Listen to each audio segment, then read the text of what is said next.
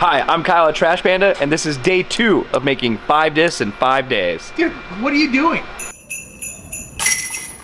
So the problem starts here. This is our disc recycling program, and as you can see, there's a bunch of different discs, which might look simple, but it's actually a little bit more complicated. Because when it comes down to it, all of these discs are made by different manufacturers out of different types of plastics. So like Innova Pro, Innova Champ and Star, Innova DX, and more and more and more. But even then, unless you want to make brown or black discs, when you think about splitting these by color, it goes from what looks like a lot to then splitting by plastic type and color, and now all of a sudden only having 5 discs you can recycle together. Now, could we take, say, premium plastic from a bunch of different manufacturers and recycle them together? Probably, and we might even test that later this week. But I would say in the best case scenario, if we're doing the best job we can make to make the best end product, then ultimately that would mean keeping them unique. So basically this whole shelf, along with some overstock that we've already boxed up, is us just trying to collect as much as we can of one plastic from one manufacturer and then recycle those together. Except for one plastic. And that's DX, because by a landslide, the single most received plastic we get is DX from Innova. And of course that makes perfect sense. Like, it's baseline, starter set, incredibly popular. So of course that's gonna be the #1. But what we didn't expect in that was then how many of the same mold we would get. So while here we are trying to collect as many as we can from DX, we have so many of just one mold that we can actually test that today. Okay, Kyle, when did this idea first come to us? Using the destroyer? Yeah. It was shortly after the Dune launch party when we collected an entire barrel of discs. Okay. And we were sorting them out. It became clear that we have a lot of destroyers. DX Destroyer, another disc. DX Destroyer, another disc. DX Destroyer, yep. They're all over the place, and they just kept coming in and keep coming in, so we had to do something. And unfortunately, with a DX Destroyer, the second you really hit one tree, all of a sudden, it could be in need of being recycled. Some would say it's destroyed. Whoa.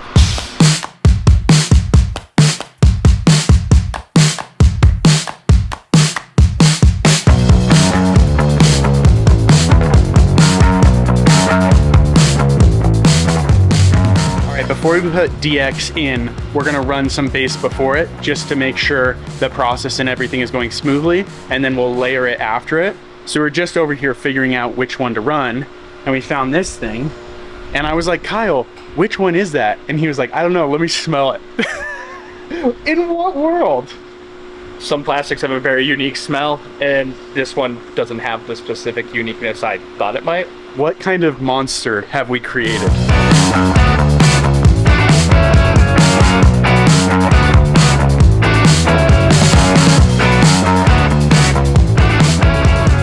So what expectations do you have? I have 0 expectations. We run base one time in this mold, and it was a learning experience. So this time's going to be just, hopefully we had it right the first time.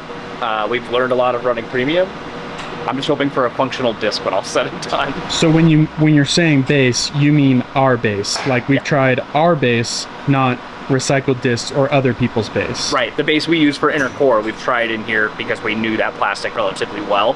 And it's a good way just to test the mold when it comes in, and that's about the only time we've run base on this, so. So we have no idea. It's all a question mark. Percentage likelihood of success. 72.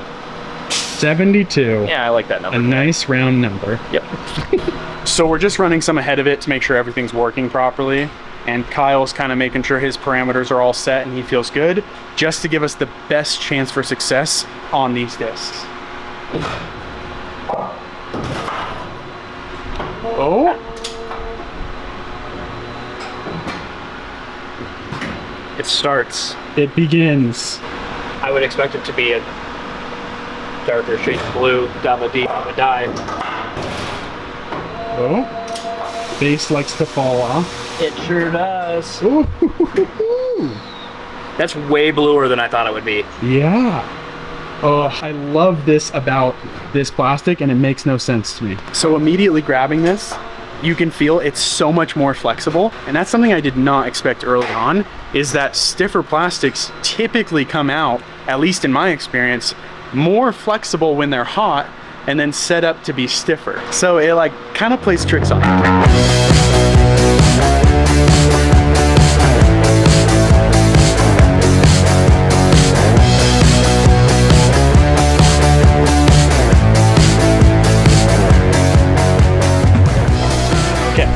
This is extremely hard to film, figure out what's going wrong, and try to fix it.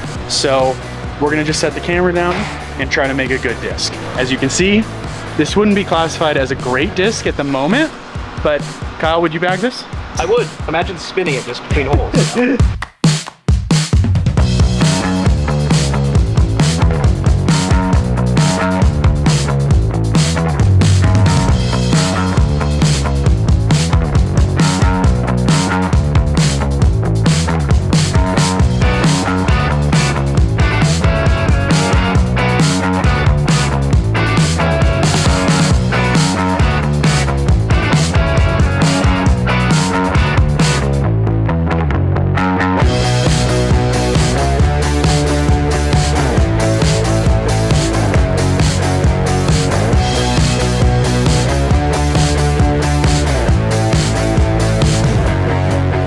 So this is actually getting into another part of this that's so complicated, is since we don't know this material at all and have nothing to go off of, we're completely guessing, and we're having to guess and iterate quickly, even though you really need to take your time with injection molding to get the process right. But when you have 1,000 pounds of material versus 10 pounds of material, it's just a completely different story. Now, luckily that knowledge for us will add up over time to this like library of how to recycle discs.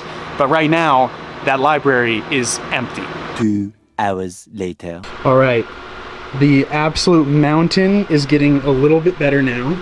We're finding our way here, slowly but surely. Still not perfect, but we're on our way.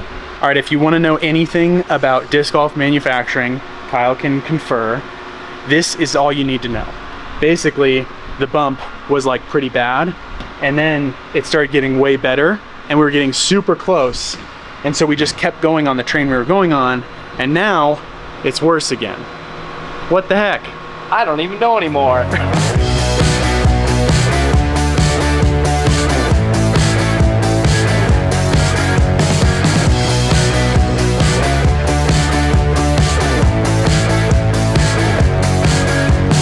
So we also grinded up some like yellow, orange, red, and already had to add that because we're still trying to get perfect discs coming off the machine, which we haven't quite gotten to.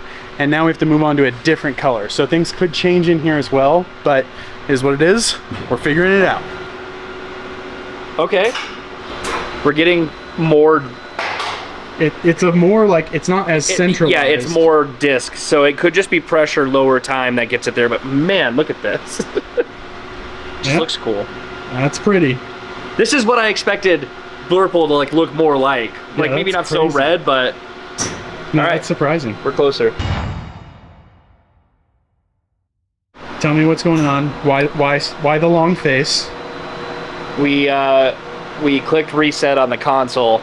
We pulled out the cartridge and blew on it, and we put it back in, and we're hoping to get to level 2 here, where we make a good disc. All right, I'll decode that for you. Basically, what he was saying is we just decided we're running into the same problem over and over, trying to change stuff. It seems like we're fighting an uphill battle about something that we just don't know.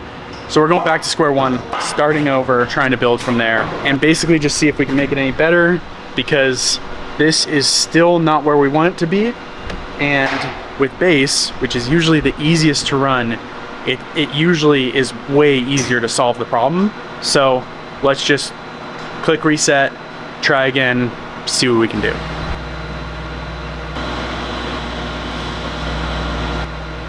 I don't know why this is harder than our base plastic. There's a variable I don't know. I have to figure it out. What's going on over there? You know, just practicing my Einstein, trying to find the solution. As we know, he was a great injection molder. Yeah. This has been mind-melting. I think Kyle and I both expected today to actually go pretty smoothly because it's base. Baseline plastic typically runs smoother. but this has not gone smooth. The only solace in all of this is the fact that anything that doesn't work for us, which right now is a pretty decent amount, can just end up going back in a grinder. So it's a silver lining. It's still not the best, but it's a silver lining, and at the end of the day, that works out. A few moments later. Uh-oh, Kyle's wearing his hopeful face. It's one of our better looking ones so far. Perhaps we were on to something. With what? With just how fast it's picking up the plastic, which is just generating a hotter melt. And flowing in the mold smoother because of it, as I can tell by the injection time. So I think we're in the right direction. We'll find out in a couple more. One thing, if I'm being honest, that absolutely breaks my brain when it comes to injection molding is the fact that the way the final disc looks can depend not just on how it injects, but how the screw, as it's picking up that next shot, how that is programmed. Which I get now that that's a thing. I just don't get how. It doesn't actually make sense to me. Huh? No way. No way. Right as we're saying this, and now Kyle's doing a happy dance.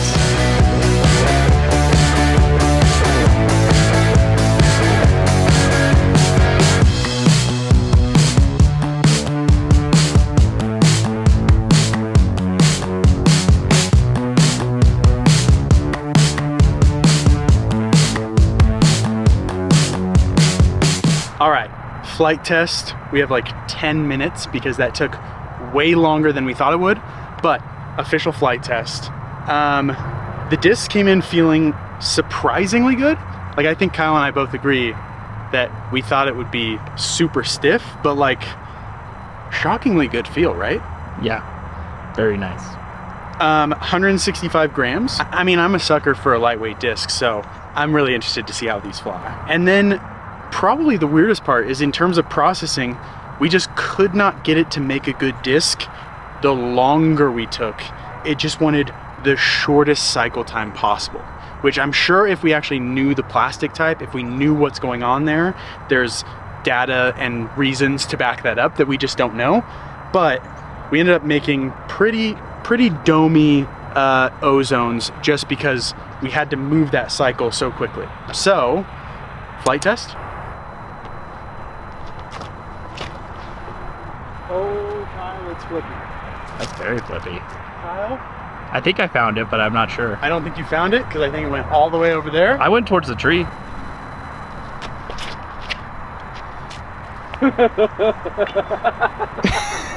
Baseline disc right into the pole, Kyle?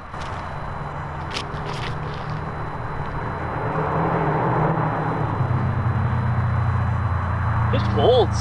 That had to be the easiest 250 you've ever thrown then. 300? Like 450?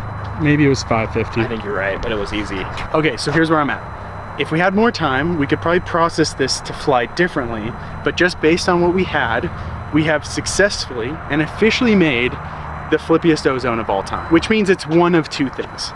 It's either not the most fun thing you've ever thrown, or it's literally the most fun thing you've ever thrown. I mean, throw the fun line, right? As always, thanks so much for watching. Please subscribe to support the channel, and we'll see you tomorrow. Backflip? Yes.